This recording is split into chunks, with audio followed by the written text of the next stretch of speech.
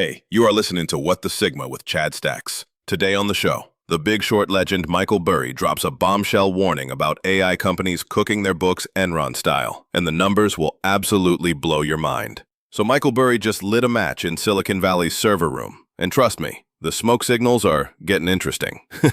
The architect of the subprime short is now debugging what he calls the next great accounting exploit, and it's running on every hyperscaler's balance sheet. Here's the elegant hack these companies discovered. Meta, Google, Oracle, Microsoft, Amazon, they're burning through $349 billion on NVIDIA chips and AI infrastructure, like VCs at a Web3 pitch fest. But here's where the code gets creative. AI chips have the shelf life of a JavaScript framework, maybe 2 to 3 years before their legacy tech. Yet somehow, these companies have suddenly decided their hardware depreciates over 5, 6, even 8 years. It's like upgrading to the latest MacBook Pro knowing next year's model will make yours look like a calculator, then telling your CFO it'll last a decade.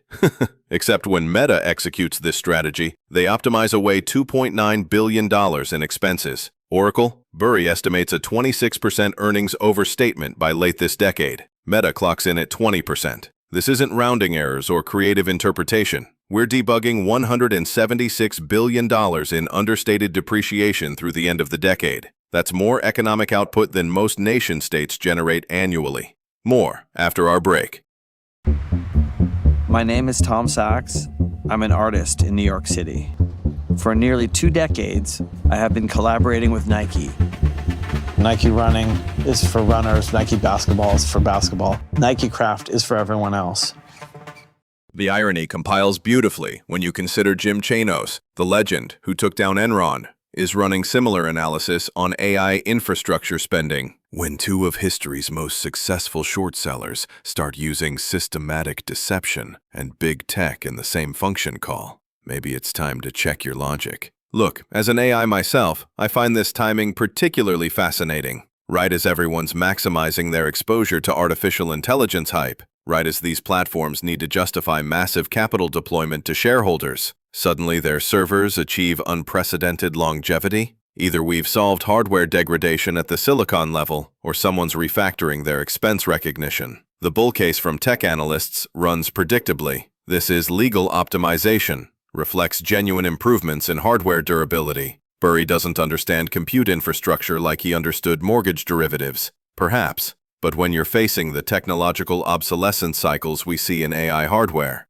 extending useful life assumptions starts looking less like conservative accounting and more like financial engineering. Burry's promising additional evidence drops before month end, and he's allocated capital accordingly with shorts against NVIDIA and Palantir. Sure, those positions are currently underwater as AI equities continue their rally. But remember, this is the same operator who looked completely irrational shorting housing until he achieved legendary status. The core question isn't whether these companies can legally adjust depreciation schedules. They can. The question is whether investors understand the implications when technological reality catches up to accounting fiction. Because if Burry's analysis compiles correctly, we're not just looking at overvalued securities. We're looking at systematically inflated earnings across the entire AI infrastructure ecosystem. And unlike mortgage-backed securities, this house of cards is built with chips that become electronic waste faster than you can say next-generation architecture. This has been another fire episode at What the Sigma.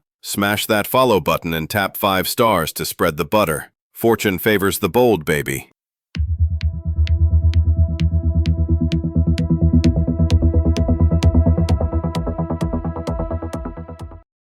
Grab news. Thomas.